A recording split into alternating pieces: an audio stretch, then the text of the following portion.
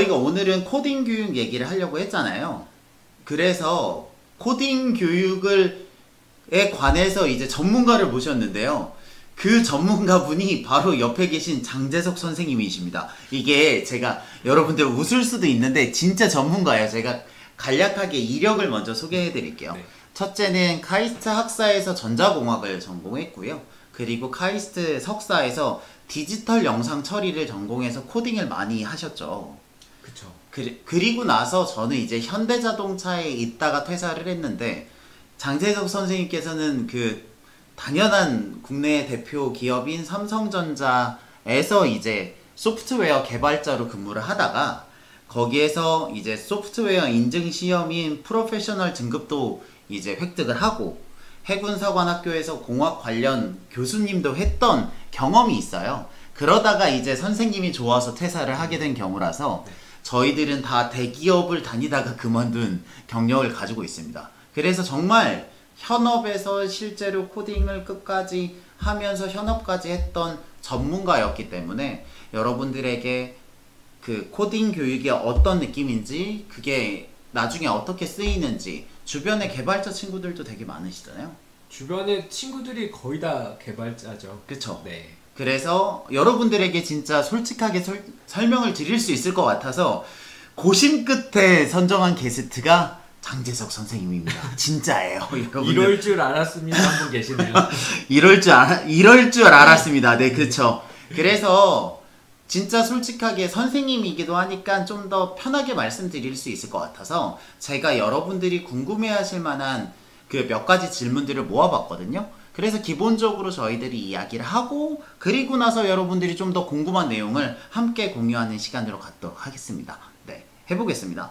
첫 번째로, 코딩이 이게 여러분들이 말만 들었고 저는 그냥 프로그램을 만드는 요소다 정도만 알고 있는데, 구체적으로 코딩이 어떤 거예요? 코딩이라는 게 이제 다들 많이 들어보셨고, 요새 시대가 이렇게 IT가 붐이 일다 보니까 코딩이란 단어들은 다 들어보셨을 텐데요. 실은 이게 어떤 의미인지 정확히 아는 경우는 그쪽에 일하는 사람 말고는 거의 관심이 없거든요. 근데 제가 여기서 뭐 제가 아는 전문 용어들이나 이런 걸로 얘기를 한다고 해서 실은 이게 와닿지가 않을 것 같아서 약간 뭐 오류까지는 아니더라도 살짝 아닌 점이 있을 수도 있지만 제가 설명을 드리면, 실은 이제 코딩을 하기 위한 도구를 저희가 프로그래밍 랭귀지라고 불러요. 그래서 랭귀지가 언어잖아요. 그래서 사람과 사람 간에 이렇게 대화를 하는 것처럼 사람이 컴퓨터랑 대화를 하기 위해 필요한 언어가 프로그래밍 언어거든요.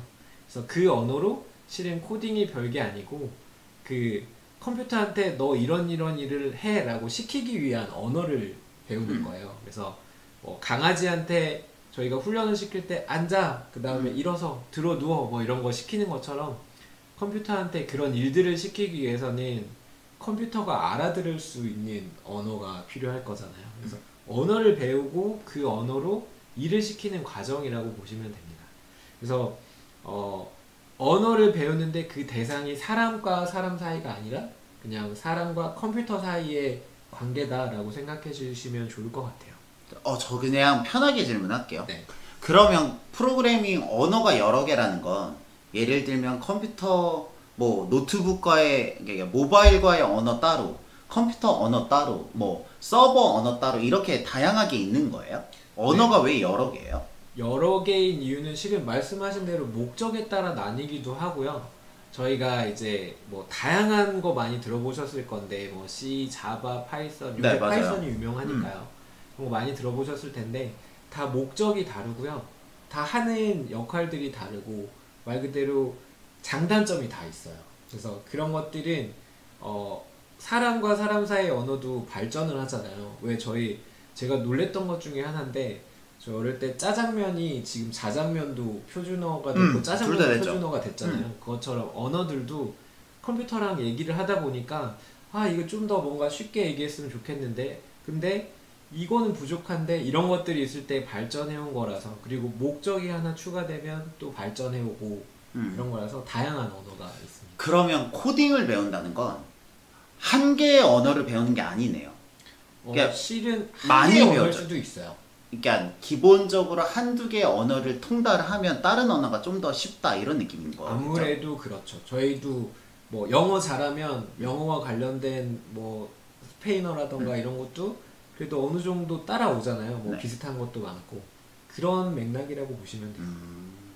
그러면 언어가 프로그램 코딩이 하나는 아니고 여러 과목이 있을 수 있는데 기본적으로 시작하는 건 한두 개여니까 그걸로 네. 시작을 한다는 거고. 그럼 궁금한 게 요즘 인공지능 AI 관련 그 산업들이 많이 뜨잖아요. 네. 그러면 그거는 컴퓨터가 스스로 코딩을 하는 거예요? 실은 이게 인공지능이고 특히 알파고 때문에 네. 사람들이 많이 이제 그 TV에서 영화에서 보던 막 자기가 생각해서 사람들을 정복하고 하는 로봇이 나온 게 아니냐라는 생각을 하시기도 하는데요. 말 그대로 인공지능이고요. 이게 컴퓨터라는 단어를 보시면 아시겠지만 컴퓨터는 뭔가 대단해 보이지만 실은 컴퓨터가 그냥 계산하다잖아요. 그래서 계산을 해주는 내 대신 귀찮은 계산을 해주는 기계일 뿐이거든요. 그래서 걔가 절대 자기 의지를 가질 수가 없어요. 알파고는 뭐냐? 좀 더 고차원적인 언어로 학습을 시킨 거예요. 이런 거죠. 제가 만약에 너 앉아, 너 일어서 이렇게 얘기한다 그러면 예전의 코딩인 거고, 자 이렇게 누군가가 손가락을 내리는 순간 넌 앉는 거야. 자 이건 일어나는 거야. 그럼 이건 뭐게? 라고 생각하면 그럼 이제 그 컴퓨터가 이게 뭐지? 라고 하고 자료를 혼자 찾아요. 근데 어디선가 영상에서 이렇게 가는 게 고개를 이렇게 하는 거야 라고 찾았으면 이렇게 한번 해보는 거죠. 근데 해봤는데 그거 아니야 그거 말고 다시 이렇게 해봐 그러면 이게 아닌가? 손을 이렇게 해야 되나? 이런 식으로 자기 혼자 스스로 좀 착오를 일으키면서 학습을 하는 거군요. 요약하면 원래는 그 프로그램 코딩을 하려면 정확한 언어를 딱 집어서 명령어를 줘야 되는데 인공지능이 생기면 그 정확한 언어가 아니어도 좀 더 편한 제스처나 그게 무슨 시그널이나 이런 걸로 알아서 그 신호라는 걸 이해한다는 거죠.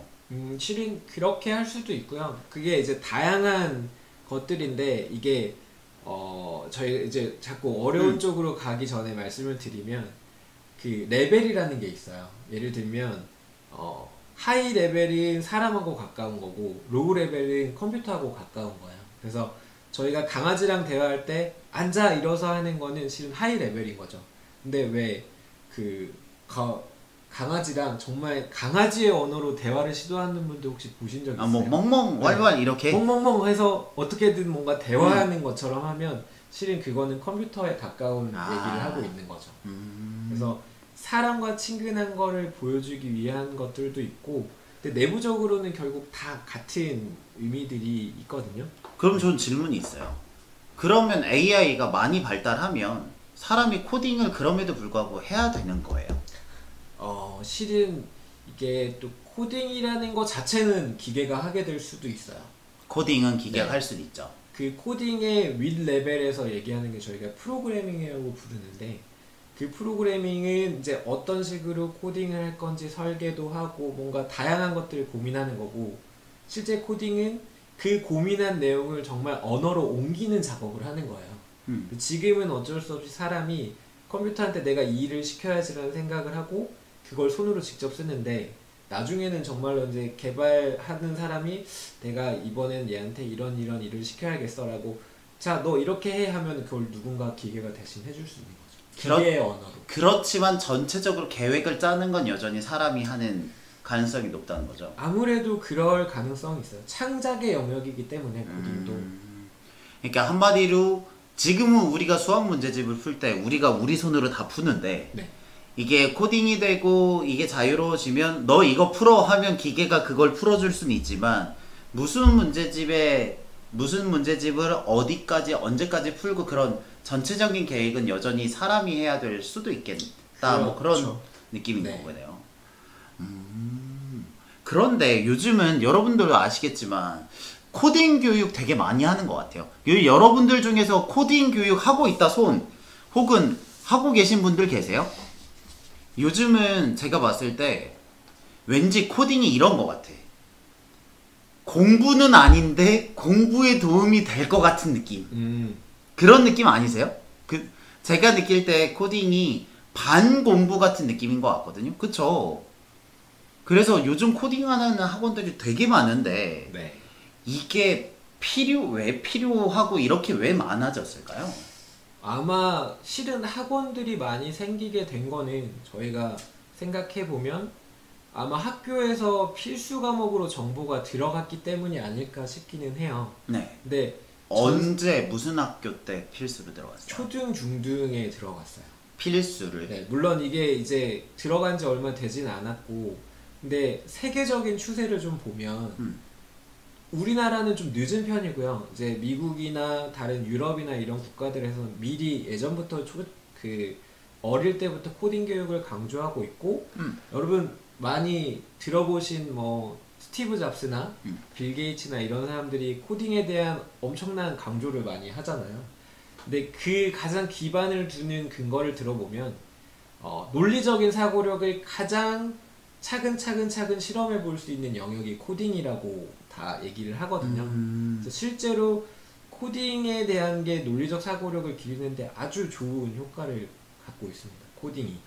근데 실은 저는 이렇게 생각해요. 저희 수학 가르치잖아요. 수학도 논리적인 학문이잖아요. 네. 화학도 논리적인 학문이고. 근데 꼭 코딩이어야 더 논리적이고 그런 건가요? 수학과 과학도 논리적인 사고를 키우기 위한 학문이죠. 네. 근데 수학과 과학과 우리가 비교해서 말하는, 무슨 장점이 있어요? 코딩의 장점을 비교해 보자면 실은 일단 수학과학은 애들이 가장 수업 시간에 많이 묻는 질문 중에 하나 어떤 거세요? 수학 어디다 써요? 네, 뭐 이런 맞아요. 거냐. 선생님 그죠? 방정식 어디다 써요? 선생님 소금물 농도 구해서 어디다 써요? 이거 도대체 왜 배워요? 많은 말을 듣거든요. 저희도 이제 수학 강사니까 수업 시간에 가장 난감하기도 하고 가장 많이 듣는 질문 중에 하나인데 실은 수학과학이 말 그대로 학문의 영역이 있다 보니까 어쩔 수 없는 부분이 있어요. 근데 코딩은 실제 우리 지금 살고 있는 곳에 동작하는 모든 기계들이 코딩으로 동작하다 보니까 눈으로 확인할 수가 있는 거예요. 실제로 이 코딩을 내가 프로그램을 짰을 때 얘가 제대로 됐는지 안 제대로 됐는지를 볼 수 있다는 거죠. 네. 실질적인 결과를 눈으로 확인할 수 있고 내가 만든 게 얘보다 빨라. 내가 만든 게 얘보다 효율이 좋아. 이런 걸로 내가 뭔가 뿌듯함도 느낄 수 있고요. 수학 문제는 실은 옆에 애보다 내가 답을 더 근사한 답을 낼 수는 없잖아요. 답이 그쵸? 하나이기 때문에.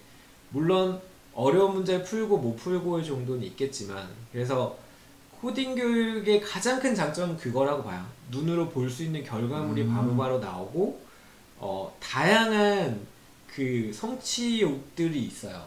뭐 예를 들면 요새 다들 스크래치나 이런 걸로 아이들이 공유하기도 하고 만들어서 내가 이런 게임을 만들었어 라고 막 공유하고 친구들한테 너 해봐 이거 깰 수 있겠니? 내가 이거 고심 들여서 만든 거야 임의로 어떻게 해볼래? 막 이런 것들이 있는 거죠. 그래서 그런 관점에서 아무래도 조금은 수학과학보다는 재미있게 할 수 있지 않을까. 그게 가장 큰 장점인 것 같아요. 여기 송명님이 말씀하신 것처럼 구현이 된다. 그렇기 때문에 내가 짜놓은 논리적인 그 프로그램이 실제로 워킹을 하는지 안 하는지 효율적인지 안 하는지를 수학과학과 다르게 바로 확인을 할 수 있다. 네. 그리고 이게 이호님 말씀처럼 도시개발 계획도 코딩으로 한다고 해요. 그렇죠. 프로그램 위에서 이렇게 되면 어떻게 되고 효율이 얼마가 나오고 이런 걸 계산을 할 수 있으니까 그렇죠. 훨씬 더 실용적인 학문인 건 맞네요. 네. 거기에 더불어서 실은 결국에 수학과학이 다 들어가거든요. 근데 거기에 더불어서 최근 트렌드가 다들 뭐 AI 얘기하고 우리가 어쩔 수 없는 이 컴퓨터들에 묶여서 살고 있잖아요. 그렇죠. 다들 핸드폰 하나씩 들고 다니고. 저 진짜 많습니다. 어쩔 수 없이 다 노출이 되고 있는데 그러다 보니까 이게 지금의 트렌디한 사고방식은 아무래도 예전처럼 수학적인 혹은 과학적인 그것도 있겠지만 그걸 더불어서 뛰어넘어서 뭔가 더 논리적인 구현을 할 수 있는 코딩이 아무래도 아이들에게는 더 맞을 것 같아요. 저희 때까지만 해도 실은 코딩은 그냥 이런 하는 애들이 하는 거고 수학을 잘하면 수학적인 사고가 늘어나고 이런 거였는데 지금 아이들한테는 더 코딩을 해보는 경험이 좋지 않을까라는 생각이 좀 들어요. 아, 실은 이거 얘기하면서 산출물 얘기를 하시는데 저희 선후배들 중에서 가장 자산을 많이 획득한 선배들 팀이 있거든요. 그 팀이 다 개발자여가지고 어플을 만들었어요. 그래서 어플을 만드는 회사였는데 그 회사가 통째로 카카오에 인수가 됐거든요. 그래서 다들 어마어마한 거부가 되었는데 그것처럼 개발자 한둘이 각을 잡고 어플을 만들어서 대박을 터지면 정말 실용적으로 결과물이 쭉쭉 나오는 것 같기는 해요. 제가 아시는 분도 그 리모컨 있잖아요. 리모컨 어플 하나 다 되게 잘 만들어가지고 강남에 있는 아파트 살 정도의 돈을 버셨거든요. 그래가지고 취미로 회사를 다니고 계신데 그런 분들처럼 이제 그런 결과물이 나올 수 있지 않나라는 생각은 조금 드네요. 네. 코딩을 배울 거리라는 생각을 조금 하긴 해요, 저도. 그런 종류의 거대한 산출물도 분명 있지만 이제 성취를 해가는 단계의 산출물들이 필요하거든요. 근데 이런 거예요. 수학은 중간고사 100점을 맞고 그 다음에 이런 것들이 산출물이 되지만 이제 코딩은 이게 제가 얘기하다 보니까 수학하지 말라는 것 같은데 그건 아니고 그런 거 아니고 코딩의 장점을 얘기하는 겁니다. 코딩은 산출물들을 얻을 수 있는 게 되게 많아요. 예를 들면 그 이제 비버 챌린지라는 게 있는데 수학 문제처럼 이런 알고리즘 문제가 있는데 너가 이걸 코딩을 해서 제출을 해서 한번 너의 실력을 보여줘봐 이런 것도 있고요. 그다음에 이런 다양한 대회들을 나가는 게 이게 생기부에도 다 기록이 되거든요. 네. 그래서 실은 자기의 이력을 쌓아나가는 게 나중에 소프트웨어 특기자로 간다거나 아니면 내가 이 정도의 논리적인 사고력이 있어를 어필하기 가장 좋은 부분이기도 해요. 그러니까 수상 실적이나 어쨌든 자기의 활동 내용을 어필할 수 있는 좋은 그 포트폴리오가 된다는 거네요. 맞아요. 실질적으로 그런 본래적인 의미도 있지만 학업의 관점에서 그런 부수적인 효과가 있으니까 기왕 할 거면 코딩을 해서 액티비티를 해라 라는 마음이 좀 더 강할 수 있겠네요. 그러면 코딩을 이제 관심이 있으면 어떻게 시작하면 돼요? 어떻게 코딩을 시작해요? 대개는 그냥 학원 가서 그냥 그 돈 내고 그냥 수업 들으면 되는 거예요? 이것도? 가장 쉽고 속편한 방법은 학원에 맡기는 거고요. 그런데 여러분들 지금 다 학원에 맡기지 못해 수학에도 교육에 열의가 있어서 저희를 찾아주신 거잖아요. 코딩도 마찬가지예요. 이제 본인의 열의가 있다면 다양한 루트들이 마련되어 있어요. 그래서 스크래치라거나 아니면은 이제 아이들이 실은 컴퓨터로 하는 건 아직은 약간 어려울 수 있거든요. 근데 이 PPL 아니죠? 레고 우리 어릴 때 레고 했잖아요. 요새 아이들 레고 어떻게 하는지 아세요? 아니 몰라요. 우리 어릴 때 있는 집 아이들이 그 만졌던 그 캡슐라라는 캡슐 연결해서 이렇게 하면 뭐 굴러가고 이런 것처럼 요새 아이들은요 레고에 본인이 기록한 그 알고리즘으로 만든 블록을 꽂으면 얘가 그 알고리즘대로 동작을 해요. 예전에 우리가 만들었던 레고는 그냥 앉아 있으면 그냥 그대로 있었는데 네. 뭐 바퀴를 만들어서 거기다 모터를 넣고 알고리즘 프로그램 코딩을 하면 걔가 이렇게 한 바퀴 돌게 이런 류의 결과물을 만들 수 있다는 거죠. 네, 맞아요. 그렇게 쓸 수도 있겠구나.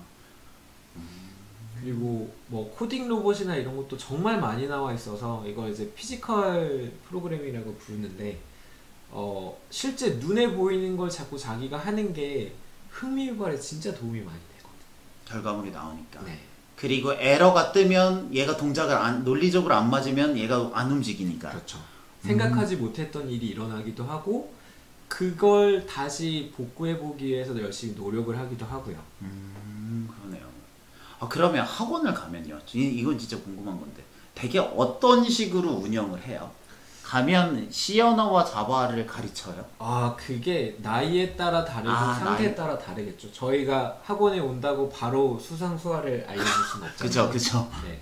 그래서 단계별로 가장 쉬운 거부터 접근하시는 게 좋아요.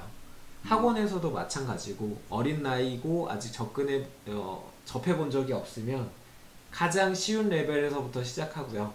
아까 제가 하이 레벨, 로우 레벨 말씀드렸잖아요. 정말 사람에 가까운 하이 레벨로 이게 그냥 이렇게 꽂아 넣으면 컴퓨터가 그렇게 동작할 수 있는 형태로. 그걸로 시작해서 컴퓨터 언어로 내려가는 게 더 어렵겠네요. 그쵸. 점점 내려가는 거죠.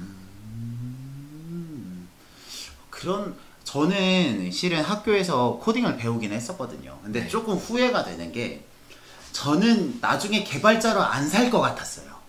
그러니까 대충 배웠어요. 그러니까 이게 약간 좀 더 배워서 간단한 코딩을 할 수 있었으면 좋았을 텐데 그 정도까지는 못 배웠거든요. 근데 저는 되게 다행이라고 생각한 건 여러분들 보시면 알겠지만 저희가 강점을 가지고 있는 게 전국에서 수학을 제일 잘 가르쳐서가 아니라 수학 선생님 치고 다양한 기계들을 많이 활용하기 때문에 그 현재 깔려있는 시스템을 잘 이용하고 있는 게 저희 장점이라고 생각하거든요. 그런 것처럼 그때 코딩을 하고 IT 기술을 배웠던 게 꼭 코딩으로 발현되지는 않아도 그 기기나 프로그램이나 이런 활용 능력에 대한 관심으로 이어져서 저는 그 부분에서는 굉장히 큰 도움을 받았던 것 같기는 해요. 맞아요. 이게 코딩이 아까 가장 중요한 점이 논리적인 사고력을 기른다고 했잖아요. 어머니들도 코딩은 아니지만 실제로 프로그래밍을 실생활에 하고 계세요. 뭔가 싶겠지만 뭐냐면 이런 거예요. 요리를 하실 때 제가 이제 저는 요리에 그렇게까지 능력이 없다 보니까 이제 보는 걸로 봤을 때 원래 그냥 음식을 이 냄비에 물이 끓는 동안 저는 물이 끓는 걸 기다리거든요. 물이 다 끓고 그 다음에 야채를 그때 썰어서 넣고 그러는데 이제 어머니들 요리하는 거 보면 물이 끓는 동안 야채를 썰고요. 야채를 넣어서 얘가 익는 동안 다른 걸 하고요. 이 많은 일들을 그래서 그분이 요리를 하면 하나 끝내는데 30분이 걸리고 제가 하면 당연히 시간이 늘어나겠죠. 코딩의 영역도 마찬가지예요. 같은 구구 단위로 코딩을 한다고 시켰을 때 컴퓨터한테 3을 9번 더하는 거를 어떤 사람은 3 더하기 3 더하기 3 더하기 3 더하기 3을 9번 시킬 수도 있지만 한 번 3 곱하기 9라는 걸 알려주고 너 이제부터는 3 곱하기 9라고 해 라고 하는 그런 효율적인 생각들을 할 수 있는 게 결국에는 논리적인 사고력이거든요. 근데 실생활에 우리가 하는 것들이 결국 코딩으로 인해서 사고력이 늘어나서 꼭 생기는 건 아니겠지만 이게 도움이 되기도 한다는 거죠. 그러면 여러분들 되게 코딩은 몇 학년 때 하나요? 선생님은 몇 학년 때 하셨어요? 저는 실은 되게 늦게 시작했어요. 어릴 때 한번 저도 비슷한 경험이 저희 어릴 때 주산학원 컴퓨터학원 다 갔었잖아요. 네. 컴퓨터학원 갔다가 이게 어떻게 하는지도 잘 모르겠고 해서 맞아요. 그렇죠. 알려는 주는데 너무 막 어려운 소리만 하고 재미도 없고 그때 당시에는 재미가 없었을 수밖에 없는 게 그 화면에 노란색 점 켜졌다 꺼졌다 이 정도밖에 안 됐었거든요. 그래서 지금처럼 화려하지 않으니까 그렇기도 했고 그때 놓치고 나서 한참을 그냥 살다가 대학교를 가서 저도 코딩을 다시 배우기 시작했어요. 늦게 시작했구나. 네. 그렇게 생각하면 지금 초등학교 때 시작하는 건 엄청 빠른 거긴 하네요. 그렇죠. 선생님은 대학교 때 시작해도 업에 있는 프로그래밍 개발자가 됐는데 지금 이렇게 말씀드리는 건 3학년, 4학년 그쵸? 그 스크래치 같은 블록 코딩은 굉장히 초등학교 저학년 때 할 것 같은데 맞아요. 되게 조기 교육이긴 하겠네요. 네. 근데 올라가면 수학이랑 충돌이 일어날 것 같기도 하다. 그렇지 않아요? 이 수학과 관련해서 제가 말씀을 하나 드리면 그 아까 제 양력에 그 S전자 S전자 네. 삼성. 네, 죄송해요. 네, S전자. 네. 아니 저도 네. 말해놓고 부끄러워서. 네. 프로페셔널 등급이라는 이제 그 역량 시험이 있어요. 근데 그 시험을 첫 번째로 볼 때 뭐가 나왔냐면 이런 게 나왔어요. 이게 기지국이 몇 개가 있는데 여기에 기지국을 하나를 추가하려고 할 때 가장 효율적인 게 뭐게라고 물어보는 문제였어요. 그런 거구나. 코딩 문제 자체가. 네. 물론 다양한 것들이 있는데 그걸 제가 어떻게 풀었냐면 저희 수화의 좌표평면에서 해석기하 배우잖아요. 거기서 점과 점 사이의 최소거리 구하는 공식을 종이에다가 유도를 해서 그 유도한 과정을 거기에 적용을 해서 가장 최소거리인 점을 대칭 이동하고 이래서 찾았거든요. 그래서 제가 말씀드리고 싶은 바는 코딩에 들어가는 알고리즘이 결국은 수학 문제랑 거의 밀접한 연관이 있어요. 그래서 어쩔 수 없이 수학의 활용도를 찾다가 제가 애들한테 말하기는 어렵지만 가장 좋은 활용처가 실은 코딩이다. 네, 맞아요. 수학을 제일 어디에 쓸까요? 라고 물어본다면 코딩에 쓰기가 제일 쉽다. 그쵸. 그런데 애들한테 말하면 와닿진 않겠네. 코딩도 싫어요, 수학도 싫어요, 다 싫어요가 뭐지, 와닿진 않겠네. 네. 근데 그렇구나. 근데 여러분들 전 궁금한 게 이제 선생님도 궁금하고 전 여러분들 코딩은 잘 몰라요? 근데 이게 처음에 취미로 시작을 하다가 올라가면 우리가 알고 있는 그 고질적인 문제, 그러니까 좋은 고등학교를 가기 위해 중학교 때 성과가 나와야 되고 중학교 때 성과가 나기 위해 초등학교 고학년 때 준비를 해야 되는, 우리가 누누이 말했던 그 현실에 밀려서 어느 순간 코딩의 우선순위가 좀 밀릴 수도 있을 것 같다는 생각이 조금 드네요. 네. 고등학교 끝까지 유지하는 건 고등학교 끝까지 바이올린 연습하는 거랑 거의 비슷한 난이도일 수 있긴 하겠네요. 그거보단 좀 많이 세려나요? 그쵸? 생기부에 좀 쓸 수 있으니까. 일단은 학업 위주다 보니까 이게 결국에는 이런 코딩이라는 게 길게 끌고 가긴 당연히 어렵고요. 네. 오히려 좀 어릴 때 그래도 아직은 급하지 않을 때 시작해서 이런 걸로 너가 흥미를 찾은 다음에 여기에 사용되는 것들이 약간씩 주는 거죠. 이런 수학 공식이 여기서 사용될 수 있고, 그러니까 너가 알고 있는 그런 논리적인 사고력이 모든 곳에 쓰이는 거야 라는 걸 좀 알려줄 수 있는 정도로 쓰셔도 코딩 교육의 가장 큰 목적은 이루는 것 같아요.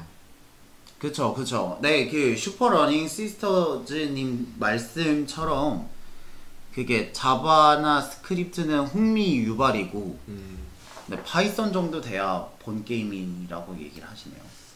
실은 스크래치는 정말 블록 코딩이기 때문에 맞아. 그렇고요. 자바스크립트로도 이게 자바스크립트라는 게 물론 그런 용도로 쓰이기도 하는데 되게 다양한 걸 할 수 있어요. 우리 웹페이지나 많은 것들 있잖아요. 자바스크립트로 다 짜진 거예요. 그래서 홈페이지 만들고 어느 정도의 영역을 커버하느냐를 따졌을 때는 스크래치는 정말 흥미유발이고 자바스크립트도 굉장한 가능성을 갖고 있는 언어라서 그렇구나. 그리고 파이썬이 실은 유명해진 건 AI 머신러닝 때문이거든요. 이게 머신러닝이라는 게 유명해지면서 파이썬이 왜 유명해졌냐면 머신러닝 기반의 그 라이브러리라는 게 있는데 뭐냐면 가져다 쓰는 거예요. 내가 만들기는 싫고 우리 그 수학 공식 풀 때 맨날 근해 공식 가져다 쓰잖아요. 그것처럼 유명한 공식들 가져다 쓰려다 보니까 이걸 전부 다른 사람들이 근해 공식을 파이썬으로 만들어 놓은 거예요. 그래서 파이썬을 써야 근해 공식을 쓸 수 있는 거죠. 아니면 제가 근해 공식을 써야 되니까. 그쵸? 네. 잠깐만요. 서인정님이 소트 배우고 있는데 어떤 식으로 응용하면 좋을까요? 하셨는데 소트도 어느 정도까지 배우셨는지 모르겠는데 다양한 방법들이 있어요. 뭐 그냥 가장 확인할 거는 1부터 10까지 처음부터 끝까지 봐서 하나씩 골라내는 건데 시간을 빨리 하기 위해서는 뭐 반씩 자른다던가 다양한 전략들이 있거든요. 근데 이게 결국에 나중에 수학이랑도 연관이 되는 게 이 정렬 소트가 작은 것부터 큰 걸 쭉 정렬하는 건데 이 정렬을 하기 위해서 생각했던 다양한 전략들 있죠. 그게 결국에 수학이나 과학이나 이런 거를 공부를 할 때 같은 식의 사고방식이 다 쓰여요. 그래서 분할 정복이라고 부르는 건데, 그러니까 내가 전부를 보지 않고 반씩 쪼개서 보고 반씩 쪼개서 보면 나중에 신기하게 보면 시간이 절반 이하로 줄어 있고 이런 것들을 눈으로 확인할 수 있는 거거든요. 깊이 들어가면 역시 네. 어렵게 이게 약간 그런 거죠. 취미 삼아 전 진짜 무식하게 얘기할게요. 이게 취미 삼아 피아노를 배울 땐 취미 수준으로 갈 수 있지만 피아노 전공자나 피아노로 경연 대회를 나가거나 어쨌든 이렇게 업으로 하기 시작하면 굉장히 다양하고 디테일하게 배워야 되는 것처럼 네. 아무리 흥미로 시작했다 하더라도 일정 수준 넘어가면 이게 빡세지는 부분이 분명히 존재하네요. 모든 일이 그런 것 같아요. 그 예전에 임요한이 네. 아 자기는 쉬는 시간에 게임 안 한다고 아니 게임 좋아해서 프로게이머 되신 겁니까 아닙니까 이랬는데 아 이게 일로 해보니까 힘들더라 라는 거죠. 왜냐면 나는 스트레스를 풀려고 하는 게 게임이라서 좋았는데 이게 업으로 하니까 얘도 이겨야 되고 쟤도 이기기 위해서 고민을 너무 많이 하니까 공부나 다름이 없는 거예요. 그 고민의 영역인 것 같아요. 코딩을 고민을 굳이 하지 않고 이것도 해볼까 저것도 해볼까 와 얘 움직이네 이렇게 하면 재밌지만 이게 왜 안 움직이지? 왜 쟤는 움직이는데 나는 왜 안 움직이지 하기 와닿는다. 시작하면 그때부터 싫은 거야.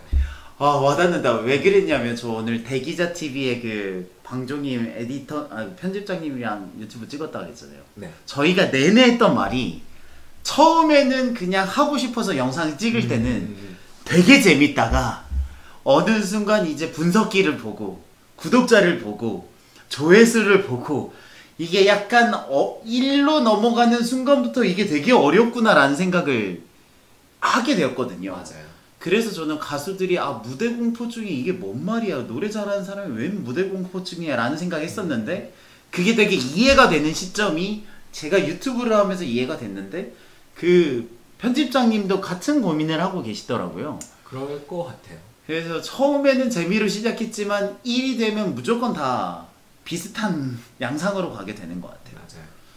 맞아요. 생각해보니까 그러면 좋아서 코딩으로 끝까지 이제 전공까지 하셨잖아요. 그럼 왜 그만두셨어요? 비슷한 이유겠다. 그쵸? 실은 그런 것도 있고요. 이호님이 얘기하신 대로 좋아하는 것을 업으로 하면 안 돼요 하셨는데 실은 저도 좋아하는 것보단 잘하는 걸 업으로 하는 게 맞다고 생각이 들거든요. 일단은 제가 누군가에게 가르치는 거에 대해서 좀 역량이 있는 것 같고 그게 첫 번째 이유였던 것 같아요. 잘한다. 내가 업으로 하고 좋아했던 건 코딩이지만 내가 잘하는 건 가르치는 거였던 것 같다. 네. 그리고 두 번째는 제가 입사하고 얼마 안 지나서 가장 놀랬던 게 코딩이 생각보다 아까 그런 일화들을 비롯해서 생각보다 너무 수학이랑 밀접한 관련이 있고요. 그리고 또 생각보다 아무도 그 수학이랑 밀접한 관련이 있는데 수학을 안 써요. 무슨 얘기냐면 이게 이제 아까 얘기했잖아요. 뭐 3 곱하기 9를 3 더하기 3 더하기 3 더하기 3 더하기 할 거냐 3 곱하기 9를 가르칠 거냐 뭐 할 것 같으세요? 3 곱하기 3을 가르칠 것 같죠. 그쵸. 근데 대부분이 3 더하기 3 더하기 3 더하기 3 더하기 3을 아무렇지도 않게 하고 있어요. 그러니까 프로그램을 하면 고민하고 계획해서 더 효율적이고 빠른 프로그램을 개발하는 데 에너지를 써야 되는데 기본적으로 있던 것들을 활용해서 그냥 그 기능을 하게끔만 만든다는 거죠. 맞아요. 그래서 그럼 재미는 없겠네요. 그때 느꼈던 게 이게 왜 이럴까에 대한 고민을 하다가 생각해보니 결국 수학을 가르치는 게 이제 코딩의 영역을 벗어나서 보면 수학을 가르치는 것도 저희가 보잖아요. 제가 많이 묻는 질문 중에 하나인데 너네 직사각형의 넓이가 뭐야? 라고 물어보면 대부분 가로 곱하기 세로요 라고 그건 하죠. 알지. 근데 그게 실은 직사각형의 넓이의 정의가 가로 곱하기 세로는 아니잖아요. 그렇죠. 그 구하는 방식들만 알고 있는 거예요. 그래서 어떻게 왜 이게 가로 곱하기 세로가 됐고는 아무도 관심이 없고 문제를 잘 푸는 아이들도 지켜보면 생각보다 방정식이 뭔지 왜 방정식의 해를 푸는 게 방정식의 목적인지 이런 거는 관심이 없어요. 문제가 나오면 답을 내고 있는 거죠. 그래서 제가 많이 하는 표현 중에 하나인데 컴퓨터한테 일을 시키라고 했더니 본인이 컴퓨터가 되어가고 있는 거예요. 누군가의 아, 그 그렇구나. 이 지령을 받아서 계산을 하고 있는 거죠. 아, 그래서 이게 우리나라 교육의 실태인 것 같아요. 저희도 저나 고대원 선생님도 실은 그걸 한번 어떻게든 깨보기 위해서 시작을 한 하게 건데, 된 거고. 그죠? 네. 아, 새로운 걸 배워서 만들어가는 창조의 기쁨 때문에 코딩을 하고 회사에 들어갔지만, 회사에서 내려오는 일들은 많고 시간이 없고 일정이 있기 때문에 기존에 했던 걸 그대로 쓸 수밖에 없는 느낌이 맞아요. 좀 더 강하군요. 그게 근데 정말 어쩔 수 없는 게 이게 그분들을 뭐라고 할 수 없는 게요. 심지어 회사에서는 돈을 받고 일을 하는 거고 그죠. 그게 물건이 되어 누군가에게는 돈을 주고 사는 물건이 되잖아요. 근데 이게 시기에 맞춰서 나와야 되고 동작을 하는 게 너무 크리티컬한 문제다 보니까 그 고민을 할 시간이 보통은 없어요. 일단 되게 만드는 게 먼저 중요하거든요. 아, 그 얘기하니까 제가 어렴풋이 그 H 모터스 어제 이제 굉장히 상한가를 친 현대자동차를 퇴사한 이유가 저도 그거였거든요. 저는 교육팀을 갔거든요. 제가 퇴사한 이유는 명쾌합니다. 교육팀을 가면 거기 있는 사람들에게 뭔가 영감을 주고 기쁨을 주려고 갔는데 갔더니 출석부 정리만 하는 거예요. 생각해보세요. 신입사원이잖아요. 저는 약간 사람들에게 영감을 주고 도움이 되어야겠구나라고 생각을 했더니 현대자동차를 비판하는 게 아니에요. 근데 그건 자동차 회사잖아요. 그러니까 자동차 만드는 일이 훨씬 더 중요하고, 그리고 저는 신입사원이니까 그 교육에 들어가지 못하고 뭐 의자 정리, 뭐 앞뒤에 뭐 강사 섭외 이런 걸로 제가 교육 업무를 하고 있더라고요. 말씀하신 것처럼 그 프로그램이 돌아가기 위한 일을 하고 있는 거지 제가 교육을 하고 있는 건 아니더라고요. 그래서 아, 내가 직접 아이들과 혹은 컨택하면 좋겠다라는 생각이 들어서 저는 퇴사를 했는데 선생님도 비슷한 이유였나 보네요. 네. 저는 꿈이 있다면 아이들이 좀 더, 물론 코딩도 오늘은 주제가 코딩이니까 이렇게 얘기를 했지만 좀 수학을 그래도 어렵지만 그래도 해볼 만한, 재밌다고 하면 애들이 저한테 욕할 텐데 좀 그래도 흥미 있을 만한 과목으로 좀 생각했으면 좋겠어요. 코딩이. 네. 아니 수학이. 아, 수학이. 네, 코딩도 당연히 그랬으면 좋겠고, 저랑 이제 대원쌤이 얘기를 해서 코딩 얘기를 하기로 결정을 했던 가장 첫 번째 이유가 아이들이 수학을 좀 더 흥미 있었으면 하는 목적에서였잖아요. 그래서 코딩이 어떻게 보면 그거의 한 가지 솔루션이 아닐까라는 생각을 해서 얘기를 하게 됐었던 것 같아요. 그쵸. 미영님, 네, 그쵸. 그 하이효님, 대기업의 룰은 어쩔 수 없는 패턴인데 그 네. 대기업의 어쩔 수 없는 패턴을 모두 다 경험한 분들이 대치동 캐슬의 선생님들이신 것 같고, 그쵸. 그런 관점에서 코딩을 한번 해보면 좋을 것 같고, 아, 제가 이거 대화하면서 느낀 건데 제 친구 중에 한 명이 뭐 섭외할 수도 있습니다. 이게 해외에서 코딩으로 인공지능으로 박사까지 받고 한국에 있는 그 성균관대학교 교수님이 된 친구가 있거든요. 네. 그 친구가 와서 얘기를 해주면 정말 다른 종류의 이야기를 해줄 수도 있겠구나라는 생각이 들었습니다. 네. 제가 기회가 닿으면 그분도 네, 섭외를 해서 데리고 올 수면 있으면 좋겠습니다. 제가 동창인데 한번 설득해 보겠습니다. 아, 그렇게 영역들이 훨씬 더 많은 가능성을 제공할 수 있는 거네요. 아, 근데 좀 슬픈 건 어쩔 수 없는 거고, 아까 전에 대기업 말씀하신 것처럼 똑같은 내용인데 우리가 코딩을 보면 그 코딩의 본래적인 가치로 평가를 해야 되는 게 맞잖아요. 그렇죠. 근데 저도 모르게 코딩을 하면 대학 입시에 도움이 되나? 코딩을 하면 수학에 도움이 되나? 라는 생각을 하게 되는 그 자신을 발견하면서 아, 그게 회사에서 일을 시켰던 거랑 비슷한 느낌일 수 있겠구나 라는 생각이 조금 들기는 하네요. 그쵸? 그쵸. 하지만 막상 그런 코딩을 시켜보면 근간이 되는 건 다 수학이더라. 많은 부분이 차지하고 있어요. 결국에 논리력이, 수리 논리라고 저희가 하잖아요. 그 가장 기반이 되는 건 결국 논리적인 사고력인데, 그거에 뿌리가 있고 갈래가 수학도 있고 코딩도 있는 건데, 코딩은 좀 더 실용적인 부분으로 보여줄 수 있는 거고 수학은 좀 더 학문적인 부분으로 가는 것 같아요. 그런 영역이구나.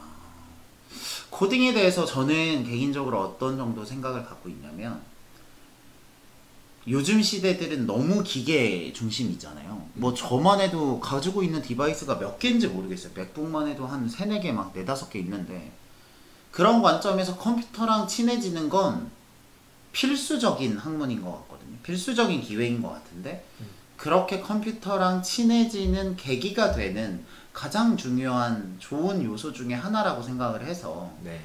시켜보고 애가 좋아하면 why not?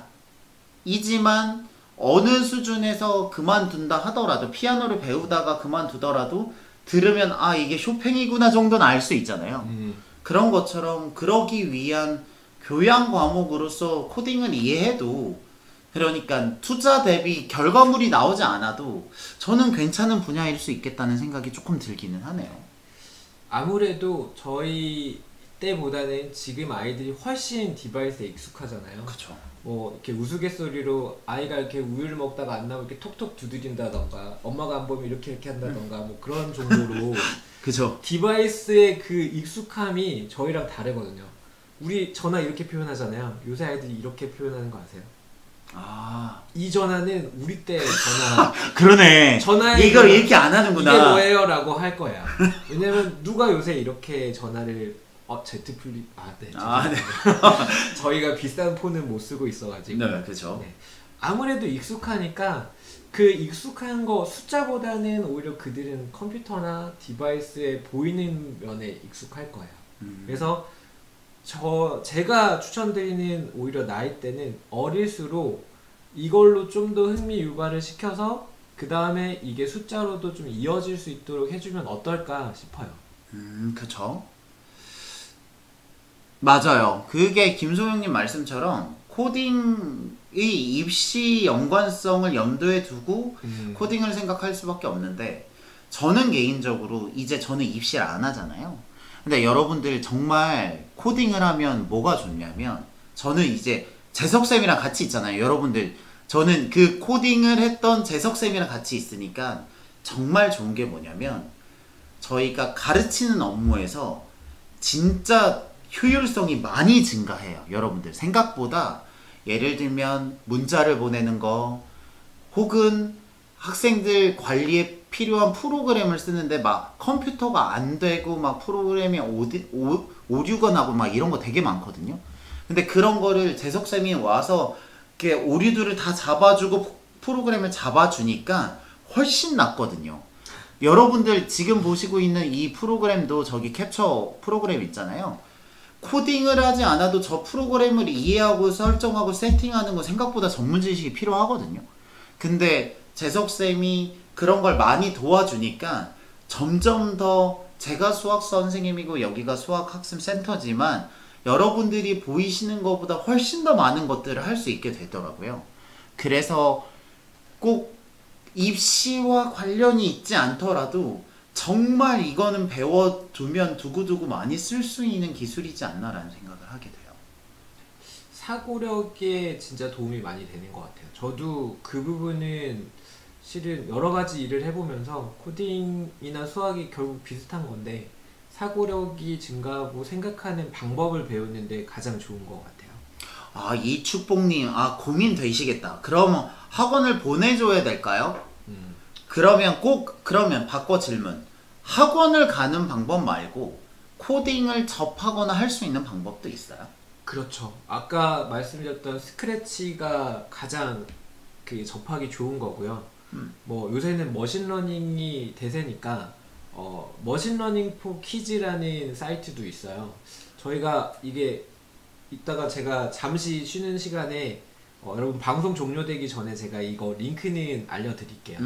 그래서 머신러닝 포 퀴즈라는 것도 있고 이런 게 뭘 하는 거냐면 대단히 어려운 프로그램이 아니고요. 블록 코딩처럼 클릭을 해서 내가 얘한테 뭔가를 가르치고 싶은 거예요. 뭐 아까 얘기했듯이 이걸 보여주면서 이게 강아지야, 이건 고양이야, 그럼 이건 뭐야? 라고 물어보면 이제 얘가 대답을 한다거나 이런 일들을 실질적으로 본인이 해볼 수 있고 어떻게 하면 더 효율적인가 고민하는 거에 대한 튜토리얼들도 많이 있으니까 그런 걸로 시작해 보시는 것도 괜찮을 것 같아요. 아니면 아까 말씀드렸던 그런 코딩 로봇이나 이런 것도 유아용 그런 학습 도구로 많이 나와 있거든요. 그래서 그런 것도 참고하시고 유튜브나 이런 데 영상도 많으니까 아마 굳이 학원을 가지 않아도 시작은 할 수 있지 않을까. 충분히. 네. 근데 생각해보면 저는 그럴 것 같은 게 저는 유튜브를 책 한 권 보고 시작했거든요. 그러니까 동영상 편집 프로그램 툴 하나 두고 그냥 이렇게 놓고 말을 하기 시작을 했는데 그런 것처럼 코딩도 제가 봤을 때는 이런 정도는 충분히 가능할 것 같아요. 우리 아이가 코딩에 관심이 있는지 없는지 정도는 가벼운 테스트로 확인할 수 있을 것 같아요, 여러분들. 그래서 말씀하신 대로 학원을 정말 한 달만 보내보던가, 예를 들면 아니면 그렇게 뭐 블록 코딩이라든지 이런 걸 접해보면서 만약에 재능이 없다, 관심이 너무 없다 그러면 과감히 접는더라도 이런 데 관심이 있으면 거기를 올려보고 프로그램을 조금 더 배워가면서 아 그럼 이게 수학이나 이런 게 되게 필요하구나 라고 하면 훨씬 더 와닿지 않을까 라는 생각이 조금 들기는 하네요. 그쵸. 네, 김소영님 말씀처럼. 네, 제 링크 이따가 꼭 보내드릴게요. 그런 것들로 공부를 하는 사람들이 있군요. 네. 그게 코딩 교육이 대세이다 보니까 그런 사이트들이 정말 많이 생겼어요. 그리고 대부분 특히 IBM이나 이런 데서 운영하는 건 대부분 무료고, 그래서 네. 제가 아시는 분들 중에서 진짜 코딩을 제일 잘 쓰는 분 중에 한 분이 저 좋아했던 분 중에 아시겠지만 그 참새 아빠 있잖아요. 그 기억나시죠? 예전에 그 분이 실은 회사를 운영하고 있어요. 농수산물을 파는 회사인데 이분이 프로그램으로 뭘 만들었냐면 예를 들면 쿠팡에서도 주문이 오고 옥션에서도 주문이 오면 예전에 일일이 다 대응해야 되는데 여러 사이트에서 오는 주문을 일괄적으로 처리하는 프로그램을 그분이 그 경제학과거든요. 경제학과인데 나중에 이거를 막 그렇게 유튜브 보면서 배워가지고 프로그램 만들어서 그 모든 주문을 자동으로 처리할 수 있는 시스템을 만들어서 본인이 일을 되게 많이 줄였거든요. 저는 그거 보면서 진짜 코딩이 실제 업무에 큰 도움이 되는구나를 많이 느꼈던 것 같아요. 그렇게 도움이 되기도 하네요. 그쵸? 이거 저희가 원하는 딱 긍정적인 케이스인데요. 이호님이 얘기하신 게 코딩 학원만 가고 싶어서 코딩해봐 이러고 보냈더니 생각보다 수학을 해야겠네 해서 수학 학원을 간다는 이런 긍정적인 이야기도 있습니다. 이게 저희가 원래 오늘 하려고 했던 얘기가 이럴 수도 있다라는데 이런 케이스를 말씀해 주셔서 제 아빠가 프로그래머예요. 네네. 옥재민 옥재민 학생인가 보네요. 네. 네. 프로그래머 많죠. 네. 저희 주변에서는 실은 가장 성공한 직군은 프로그래머입니다. 가장 수 있죠. 네. 그거는 그러니까 정확히 말하면 평균이 제일 높은 직군은 전문직이고요. 그렇죠. 가장 자력으로 많이 모은 직군들은 프로그래머입니다. 여러분들 그 두 개를 구분해서 말씀드려요. 네, 그래서 제 주변에서는 잘 된 사람들은 거의 다 우리 주변에 많긴 하니까요. 네. 그래서 그런 부분에 대한 관심을 가져주셔도 좋을 것 같고 혹시 더 궁금하신 내용들이 있나요? 지금 들으면서 생각한 게 진짜 그렇게 코딩이나 이런 교수님을 모셔봐도 조금 재밌겠다라는 생각이 좀 좋을 것 같아요. 아마 그분이 하실 수 있는 말은 더 좋은 말씀들이 있을 수도 있고 그분의 전공이 인공지능이어서 그러면 또 대세인 인공지능이기 때문에 대세의 대세라서 네. 근데 교수님을 부를 수 있을지 모르겠지만 여러분들 노력해 보겠습니다. 쫄라 보겠습니다. 이게 바지가랑이 잡고 한번 불러볼게요. 네. 될 수 있으면 좋겠네요. 네. 혹시 궁금한 거나 이런 게 더 있으실까요? 학업과의 병행이 가장 고민일 것 같아요. 그렇죠. 맞아요. 저는 그래서 이렇게 생각을 하는 게 피아노도요. 어렸을 때 시켜놓으면 중간에는 좀 쉬더라도 나중에 다시 잡기 쉽잖아요. 제가 봤을 때 그렇게 초등학교, 중학교, 초저에 저희들에게는 실은 프로그램 옵션은 없었어요. 그렇죠. 저희들한테는 프로그램 옵션이 없었는데 요즘 아이들에게는 코딩이라는 옵션이 생겼죠. 그렇다면 실은 전 프로그래머 학원 안 하는 거 아시죠? 수학, 영어, 수학 영어 말고 그건 해야 되니까 일단 빼고 뭐 음악 체육이나 이런 평생 가져가는 취미 때문에 어렸을 때 그런 걸 시키는 것처럼 그런 것 중에 하나를 배우는 것도 괜찮을 것 같다는 생각이 들어요. 아 그러네요. 아 이호님처럼 아 이게 이런 느낌인가 보네요. 코딩을 하다가 보니까 수학이 필요해서 수학으로 가는 것처럼 이게 이호님은 저 좀 아는데 디자인 전공을 하셔서 그런 그 스튜디오를 운영하고 계시거든요. 네. 그래서 디자인 전공을 하는 애들이 와서 뒤늦게 이제 코딩이 필요하구나라고 해서 코딩을 배우는 경우들이 꽤 있다고 하네요. 그리고 정말 요새는 예전에는 아까 얘기 드렸죠. 로우 레벨일수록 되게 어려운데 요새는 정말 사람에 가까운 하이 레벨 툴들이 많이 나와서 굳이 공대 쪽 전공을 하지 않아도 본인의 그 전략만 있고 내가 이런 일을 아까 얘기했던 대로 냄비를 끓이는 동안 야채를 썰고 이거를 컴퓨터한테 시켜야겠다 하면 이걸 구현해 줄 수 있는 도구들이 정말 많아요. 그래서 굳이 전공자가 아니더라도 그런 실질적인 실용적인 것들을 해볼 수 있는 게 많으니까 어머니들도 한번 해보시면 것도 좋을 것 같아요. 아 이게 유튜브 하는 거랑 비슷한 느낌일 수 있겠네요. 맞아요. 유튜브를 해보면 방송을 하는 것처럼. 네, 어머니와 아이가 같이 하는 코딩 해보면서 너는 이렇게 했는데 난 이렇게 했지 뭐 이런 것도 괜찮고. 그렇죠. 네, 그럴 것 같네요. 지금 생각하다 보니까 충분히 다들 하실 수 있는 정도예요. 미니멀님 그 몇 학년 때 시작하는 게 최적일까요? 이건 답이 없을 것 같은데. 실은 학업에 치이지 않을 나이면 제일 좋을 것 같고요. 그래서 적어도 초저 혹은 미취학이어도 괜찮을 것 같아요. 어차피 블럭 가지고 노는 거니까 애들이 좀 더 고차원적인 레고를 갖고 노는 거라서 여유가 되신다면 그런 걸로 한번 자동차 대신 코딩을 하면 편하긴 하겠네요. 그죠? 그렇죠. 그렇게 해서 흥미가 있는지 좀 보고 있다 그러면 패러럴로 공부에 할당을 하겠지만 그 나머지 중에 취미로 코딩을 키우고 네. 만약에 없으면 과감히 접더라도 맞아요. 한번 맛을 보는 건 되게 좋을 것 같긴 하네요. 아들이 옆에서 같이 하자고 하네요. 그쵸? 네. 괜찮은 것 같아요. 토론도 같이 하고 이게 또 공통 관심사가 있으면 대화가 많아져서 아마 사이도 좀 좋아지실 거예요. 어떤 분은 이민정님은 친구 아들은 영재고부터는 꼭 급하게 그런 경우도 있겠다. 그럴 수도 있죠. 영재고에서는 그런 쪽으로 소프트웨어 특성을 가지고 있으면 더 좋기도 하니까요. 이게 꼭 얘기 드리고 싶었는데 제 고등학교 친구 중에 한 명이 수학 경시대 문제를 푸는데 실은 이제 그렇게 하기를 원하는 문제가 아닌데요. 예를 들면 200제곱을 스스로 정말 한 거예요.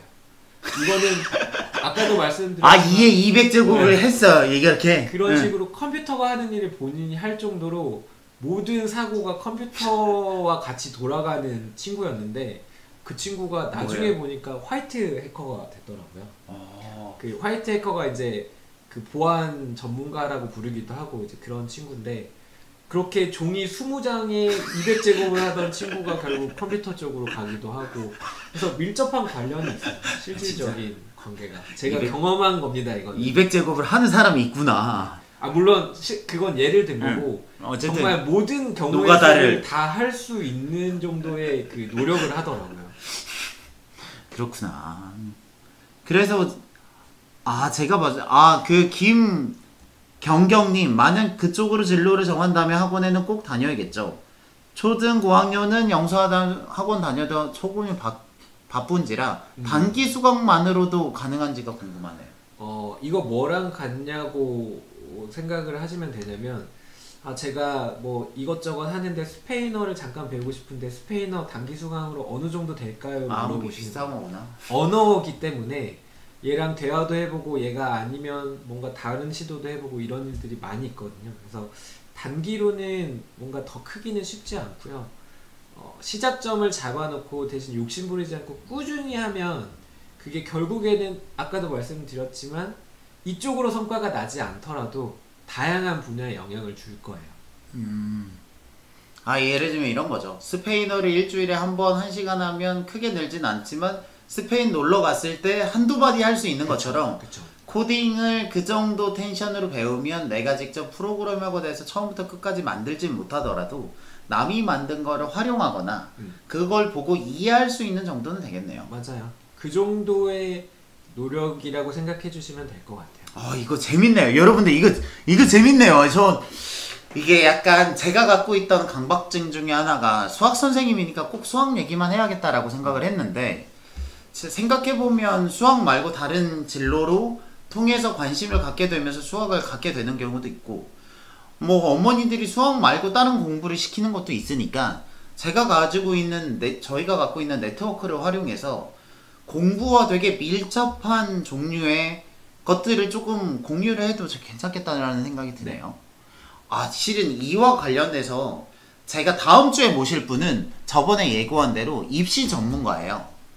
그래서 이게 약간 그런 종류의 이제 노력의 연장인데 입시 전문가가 근데 제가 이번에 입시 전문가를 컨택하면서 알게 된 건데 생각보다 여러분들 그 컨설팅 료가 되게 비싸더라고요. 일단 길어야 되고 기간이 그리고 무조건 1대1밖에 안 되니까 그러니까 저희들이 1대1 과외할 때 내는 지불하는 금액을 생각하면 이게 되게 고가더라고요. 그래서 제가 여러분들의 돈을 아껴드린다는 느낌으로 다음 주에는 입시 전문가 분을 부르려고 하거든요. 그래서 라이브 때 꼭 수학이 아니어도 수학과 관련되어서 여러분들이 공부를 시키시면서 궁금한 영역들을 좀 여쭤보려고 하니까요. 그래서 이제 주변에 많은 분들 제가 다음 주에 이제 입시 전문가를 만나서 주로 물어볼 건 영재고나 특목고가 얼마나 유리한가 그리고 거기를 가려면 어떻게 해야 되는가 그렇게 간 애들이 대학교 입시에 진짜 유리한가 바뀌었는가 이 부분에 대해서 얘기를 하려고 하고요. 카르페디엄님처럼 이분은 아예 유명하신 분은 아니고요. 다만 연대 교육학 석박사를 졸업하시고 비타에듀라고 그 교육 전문 회사에서 계속 일을 하셔서 정말 잔뼈가 굵으신 분이라서 제가 믿는 분 중에 한 분이거든요. 그래서 여러분들이 조금 잘 모르시는 분일 수는 있지만 내적으로는 되게 실속 있는 분이어서 그런 분들을 한번 모시려고 합니다. 그쵸? 그래서 이런 분들을 포함해서 저는 오늘 코딩 교육이 되게 좋았던 게 처음에 수학이랑 관련이 없어서 너무 재미없으면 어떨까 라는 약간 걱정이 있었는데 하다 보니까 되게 재밌네요. 이것도 그러면서 영역을 또 확대하고 선생님이 왜 회사를 그만뒀는지도 알게 되고 그래서 이렇게 약간 너무 벗어나지 않는 선에서 조금씩 기회를 찾아보는 것도 괜찮은 것 같아요. 그쵸? 네. 주변에 영재고, 과학고 관심 있으신 분들 많이 같이 오셔서 정보 많이 얻어 가시고요. 아까 제가 말씀드렸던 그 링크는 저희가 오늘 방송을 바로 끝내지는 않고요. 종료화면으로 바꿀 거예요. 그래서 그거 궁금하신 분들은 잠깐 좀만 더 기다려 주셨다가 제가 댓글로 남겨드릴 테니까 그거 확인하시면 될 것 같아요. 네. 그렇죠. 그리고 제가 2분 정도 책을 드리려고 했는데요. 한다고 말씀드렸는데 맞네요. 이걸 어떻게 드려야 될까요? 무슨 기준으로 드리면 좋을까요? 아까 전에 기억이 남는 질문이나 이런 거 있으셨으면 아까 전에 봤던 대답 중에 좋았던 거 제가 아까 잠깐 얘기했었는데 저랑 대원쌤이 오늘 이 얘기를 준비하면서 이렇게 얘기가 목적이 됐으면 좋겠다라고 했던 코딩이 너무 좋아서 재밌어서 하다 보니 수학이 궁금해서 수학을 하고 싶어요. 아까 누구였죠? 이호님이었던 것 같아요. 네. 그러면 이호님 한 분 드리고 한 분만 더 선정해 주실까요? 선생님을 골라주세요. 아까 이게 제가 아이디를 기억이 안 나는데 말씀하시면 본인이 등판하지 않을까요? 그렇겠죠. 축복님이었던 것 같아요. 이축복님이었던 것 같은데 아이가 너무 코딩을 좋아해서 막 밤새 코딩한다고 하셨던 것 같은데 누구신가요? 혹시 우리 아이 밤새서 재밌어서 코딩해 아까 잠깐 읽었는데 제가 아이디를 정확하게 못 봤어요. 혹시 누구신가요? 밤새 코딩이에요. 네? 네. 축복님 맞으신다고. 맞으시면 대답 한 번만 해주세요. 네, 네. 그러면 그렇게 축복님과 이호님 두 분께 제가 사인을 담아서 책을 2권 보내드리도록 하겠습니다. 여기 있죠. 그 마지막으로 뭐 마지막으로 하고 싶은 말씀이 좀 있을까요? 저희가 고민하는 내용들이 어머니들이랑 함께 공유가 돼서 이런 시간이 있어서 저희 너무 좋고요. 뭔가 궁금하신 점이나 이런 거 있으면 항상 얘기해 주시면 저희가 어떻게든 아까 얘기하셨던 그 교수님을 비롯해서 인맥이 닿는 한에서 어떻게든 모셔보겠습니다. 뭐 영재고 궁금하신 것 같아서 저희가 이번엔 준비했고요. 만약에 뭔가 궁금한 게 있으시다 그런 거 좀 많이 얘기해 주시면 저희도 좋을 것 같아요.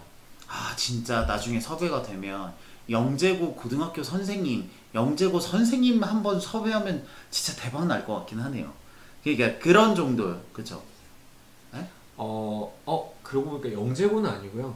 네. 제가 아는 지인 중에 그 서울대 물리학과를 졸업하고 지금은 영재고인지 과학고인지 정확히 모르겠는데 특목고 물리 선생님을 하고 있는. 오 진짜요? 네, 친구가 아 진짜요? 한번 어떻게 물리학 석사. 아 물리학 석사를 해서 서울대 물리학 석사입니다. 이게 어쩌다 보니 또 다 서울대가 됐는데 네. 아 제가 한번 가서 어떻게든 꼬셔볼게요. 아 영재고 선생님을 지금 보고 있으면 좋을 텐데. 특목고에서 지금 물리를 가르치고 계세요? 네 맞아요. 제가 아시는 분 중에는 민사고 선생님들 털어보면 나오긴 하겠네요. 어떻게든 또 털어보면 나오더라고요. 저희가 모셔보겠습니다. 네, 한번 모셔보도록 하겠습니다. 네, 그러면 오늘은요 여기까지 하고요. 이거 재밌네요. 오늘 게스트가 좋았던 게 수학 선생님이면서 이게 프로그래머니까 좀 더 좋았던 것 같습니다. 다음번에 여러분들 이게 사람을 찾습니다처럼 이런 분들 나오면 좋겠다라고 하면 네, 특목고 좋아하실 것 같아요. 그래서 특목고에 혹시 죄송하지만 신뢰를 무릅쓰고 자기가 아는 지인 중에 특목고 선생님 있으시면 어머니들 특목고 선생님이 있으시면 연결해 주시면 저희가 원하시면 모자이크 처리를 해드리고 어쨌든 최대한 불편하지 않는 선에서 저희들이 이야기를 들을 수 있으면 참 좋을 것 같습니다. 여러분들 혹시 알고 계시는 분들이 있다면 연락해 주시면 저희들이 달려가서 바지가랑이를 잡고 한번 울어보겠습니다.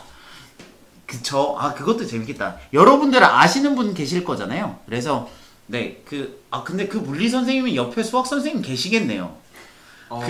그렇겠죠? 그리고 그러네. 여기네. 환경을 알 수도 있을 거예요. 여기네. 한 명만 잡으면 되네. 네, 국제고 좋습니다. 한번 해볼게요. 혹시 국제고나 그런 선생님들 제가 봤을 때 학생이 나오는 건 쉽지가 않고 선생님들이 나오셔서 이야기를 나누시는 건 좋을 것 같습니다. 그래서 안녕하세요, 봉김님. 그러네요. 안녕하세요. 안녕하세요. 안녕하세요. 네, 그러니까 자유롭게 추천 주시거나 저희 혹시 링크 있나요? 제 카카오톡 링크를 보내드릴 테니까 주소 보내주시고 혹시 국제고나 이런데 선생님 알고 계시면 그러면 저희한테 연락 주시면 저희들이 꼭 컨택해 보도록 하겠습니다. 네. 오늘 방송 종료에 제가 댓글을 좀 남길 거니까요. 한번 잠깐만 좀 기다려 주세요. 네. 저쪽으로 가야 돼가지고. 네. 그러면 오늘 방송은 이것으로 마치겠습니다. 여러분들의 교육을 응원합니다. 지금까지 저희들은 대치동 캐슬이었습니다. 감사합니다.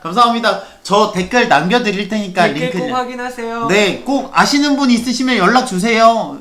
어머니들 연락 주세요. 저희가 한번